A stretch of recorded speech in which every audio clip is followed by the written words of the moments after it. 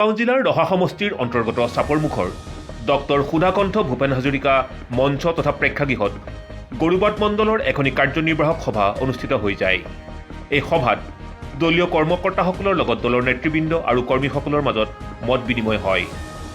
মত বিনিময় অনুষ্ঠানত ৰহা সমষ্টিৰ প্ৰাক্তন বিধায়ক গুণেশ্বৰ দাস, চাপৰমুখ গৰুবাট মণ্ডলৰ সভাপতি দীপক তামুলী আৰু সাধাৰণ সম্পাদক মনোজ কুমাৰ বৰা, অসম প্ৰদেশ বিজেপিৰ কাৰ্যকৰী সদস্য সূৰ্যকুমাৰ দাস, অসম প্ৰদেশ বিজেপিৰ অনুসূচিত জাতি মৰ্চাৰ সম্পাদক ডক্টৰ অসীম কুমাৰ দাস, অসম প্ৰদেশ বিজেপিৰ কাৰ্যকৰী সদস্য উত্তম দাস, তিৱা স্বায়ত্তশাসিত পৰিষদৰ কাৰ্যবাহী সদস্য প্ৰণৱজ্যোতি মস্ৰং আৰু অসম প্ৰদেশ বিজেপিৰ অনুসূচিত জাতি মৰ্চাৰ ছাত্ৰকোষৰ সহ আহ্বায়ক অসীম হাজৰিকা উপস্থিত থাকে।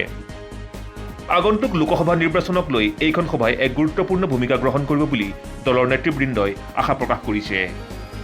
নগাঁৱৰ পৰা প্ৰাঞ্জল নাথ। জনতা পাৰ্টি চাপৰমুখ গৰুবাট মণ্ডলত আজি কাৰ্যনিৰ্বাহক সভা অনুষ্ঠিত হয়। বহুকেইটা বিখ্যাত আপোনাৰ কাৰ্যনিৰ্বাহক সভা আজি অনুষ্ঠিত হয়। জনাবচোন কাৰ্যসূচী।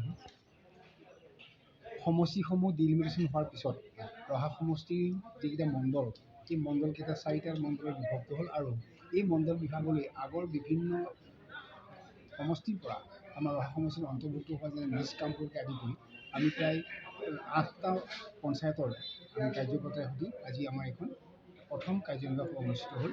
আৰু এই কাৰ্যনিৰ্বাহক সভা অনুষ্ঠিত হোৱাতে এইটো যে আমি যিমান বিস্তৃত এলেকাত আমি সাংগঠনিক কাম কৰি আছোঁ, এই বিস্তৃত এলেকাত থকা আমাৰ দলীয় কাৰ্যকৰ্তাৰ লগত পুংখানুপুংখ আলোচনা আৰু পোনপটীয়া সম্পৰ্ক হেতু আমি আজি ইয়াত এখন প্ৰথম কাৰ্যনিৰ্বাহক সভা অনুষ্ঠিত কৰিলোঁ। আৰু এই কাৰ্যনিৰ্বাহক সভাখন যদিওহে আজি প্ৰথম, কিন্তু এইখনো হয়তো লোকসভা নিৰ্বাচনত এইখনেই শেষ।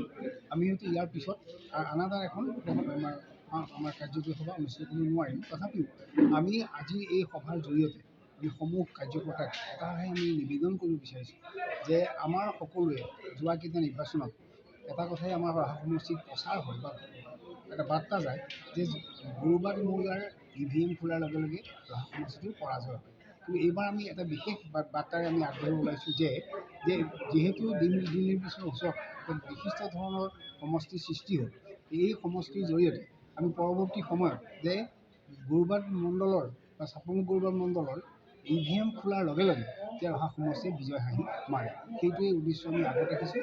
আৰু সেইটো আমাৰ দৃঢ়পণ যে আমি যিকোনো প্ৰকাৰে আমাৰ দলীয় কাৰ্যকৰ্তাসকলৰ সহযোগত আৰু আমাৰ বিভিন্ন দলীয় নেতৃবৃন্দৰ পৰামৰ্শত আমি সাংগঠনিক দিশত আগবাঢ়ি যাম। আৰু পৰৱৰ্তী পৰ্যায়ত আমি আগন্তুক লোকসভা নিৰ্বাচনত ৰহাৰ 4টা মণ্ডলৰ ভিতৰত আমি সৰ্বাধিক ভোট প্ৰদান কৰিম বুলি আমি এটা দৃঢ়তাৰে আজি এই পণ বান্ধি পৰৱৰ্তী নিৰ্বাচনলৈ আমি বাট চাই আহিম।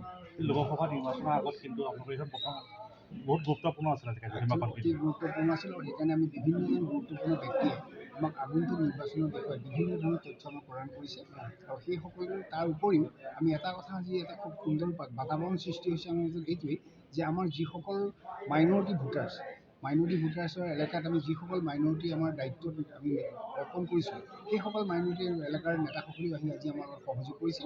তেওঁলোকেও আমাৰ লগত একেলগে ভাৰত মাতা কি জয় কৈছে, বন্দে মাতৰম কৈছে আৰু পৰৱৰ্তী পৰ্যায়ত যে নৰেন্দ্ৰ মোদী ডাঙৰীয়াক পুনৰবাৰ শাসনত অধিষ্ঠ কৰাৰ সংকল্প তেওঁলোকেও গ্ৰহণ কৰিছে।